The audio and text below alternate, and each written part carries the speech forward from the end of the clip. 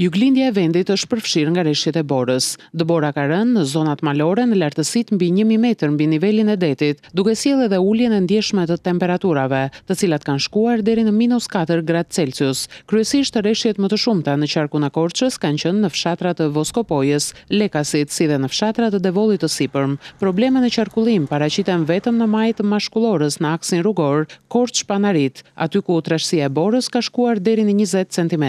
Në akset e tjera rrugore të zonave të përfshira nga dëbora nuk raportohen probleme për sa i përket qarkullimit të mjeteve. Ndërkohë në rrugën që të çon në fshatin turistik të Dardhës, trashësia e borës ka arritur në 6 cm nga kilometri 7 deri në të 14. Nga ana e autoritetit rrugor shqiptar janë marrë të gjitha masat për pastrimin e rrugës dhe kriposjen e saj, në mënyrë që qarkullimi të kryhet normalisht.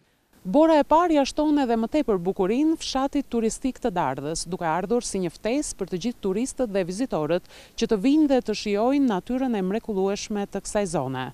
Për Radio Televizionin Shqiptar, nga Dardha, Konstanca Koçi.